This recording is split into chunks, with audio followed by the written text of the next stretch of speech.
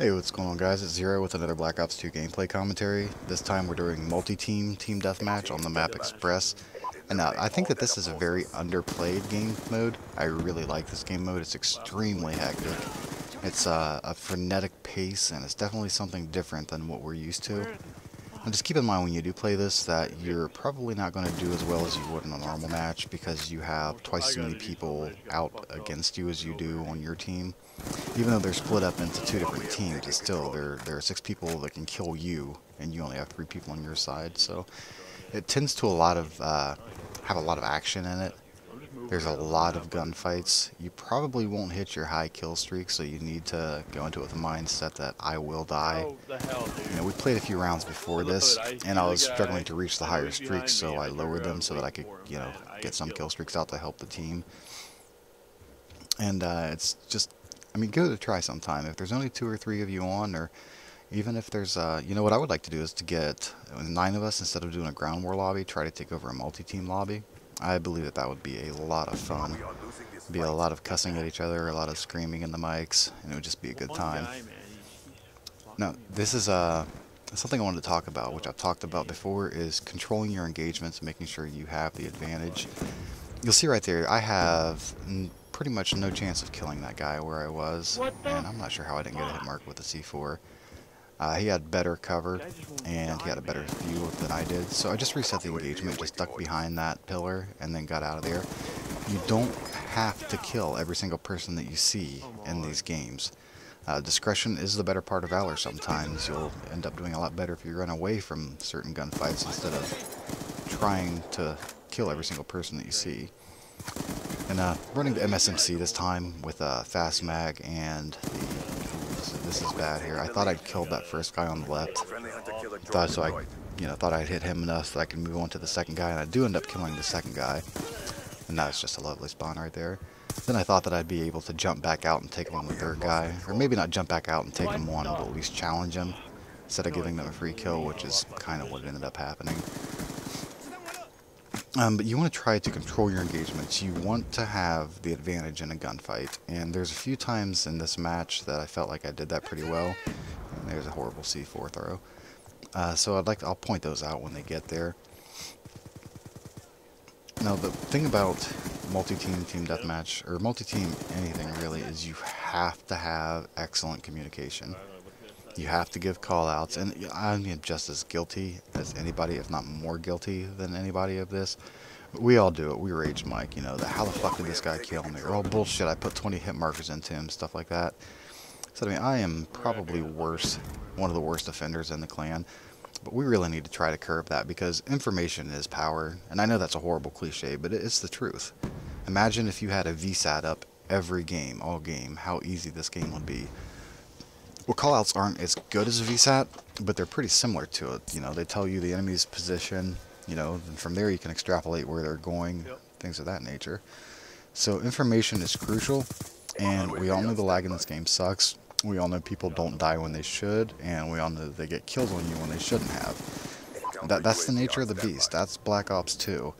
So you're really only hurting your team. And right there, what I did right there was I saw that other dot there, and I knew that since I was unsilenced, he would probably come after me. So I just waited at that pillar, knowing that he'd run around the corner, take him out. Anyway, back to what I was saying. We've got to get our communication under control. And once again, I'm not, saying this like, oh, my communication's perfect, you guys are screwing up, because I'm one of the worst offenders. And there's another situation. I didn't like that gunfight. I didn't like the situation I was in, so I backed off, just got out of the fight.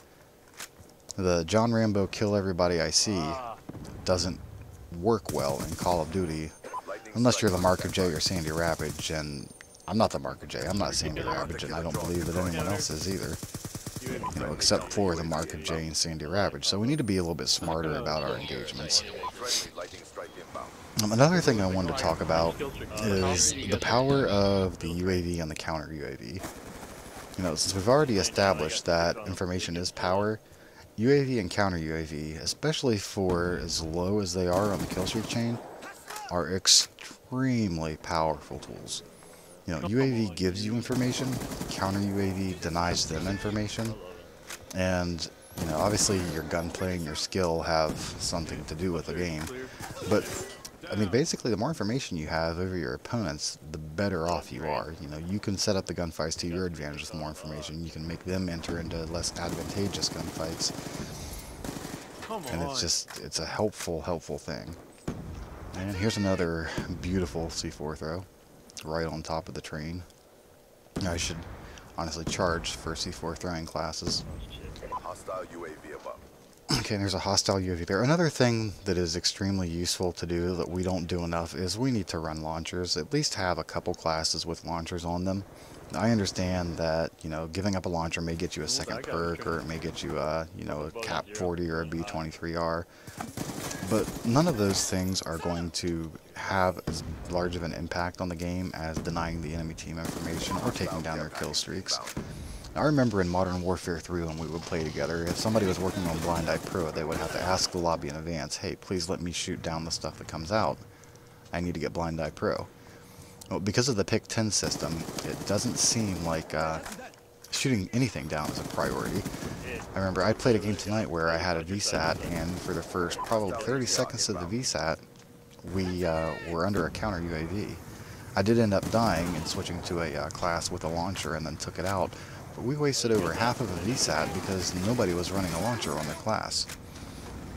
You know, I mean, that's crazy. That's in Modern Warfare 3, that never would have happened. In Modern Warfare 3, you know, that counter UAV would have been taken down within seconds of going up.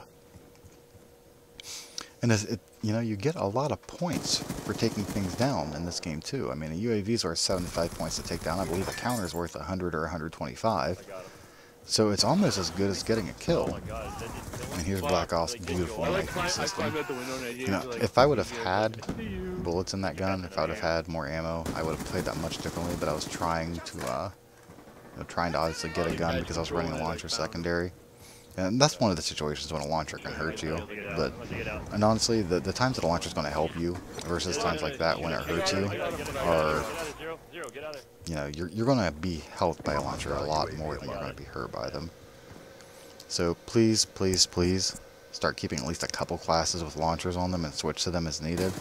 Now, I'm not saying to C4 yourself the moment something comes out and then run back to destroy a UAV, but it is useful, like right there, UAV. Now, I may have died there killing that, but taking that UAV down was worth that death. Because taking that UAV down probably prevented 3 or 4 more deaths due to them having a radar on us. And I honestly don't know what those kids were doing there. I mean, checking the train schedule possibly. I have no idea. Okay, they look like they're in the middle room. The one thing, I used to really like Express, and I started to not like it as much. And this match was actually, I had a lot of fun in this match because people weren't just camping up in this room that I'm going into now non-stop, which a lot of times it seems like that's all people do on this map. And then I just come down here, right place, right time, and get a nice little double kill.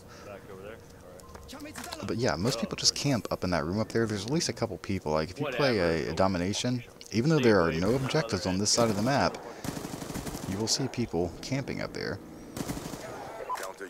Now, right there, I know that most people's tendencies is to go back and forth in a situation like that. They're going to go left, and if they don't see you, they'll go right to check to make sure you're not coming around on them. Whereas if that guy would have just continued when he went around instead of popping back and forth, he may have got me because I was counting on him going back and forth with me and then being able to pre-fire him to get the kill. This match is actually a pretty close match. I'm not going to spoil the ending, but this match is extremely close all the way to the end. I just got annihilated there. I don't know if it was the guy in front of me or somebody behind me that shot me because I didn't waste time watching the kill cam because it was so close. And here is another MLG pro tip. The pros only hit their 3rd jump. The first 2 jumps are just to show off how high you can jump. So if you're jumping up into obstacles the first time, you're doing it wrong and you're a noob. We got 4 seconds left. We're up 1. Oh no, it's tied. Oh no, we're down 1. Oh. At the very last second. 0.1 seconds left. I got the kill that tied that up. So we didn't win this game, but it was such an entertaining game to play, and it was so close that I thought it may be fun to watch. So, well, that's all I got for this one, guys. Let's play some more multi-team. Let's try to get some 9-person I multi-team did. lobbies together. It's a lot of fun. Alright, peace.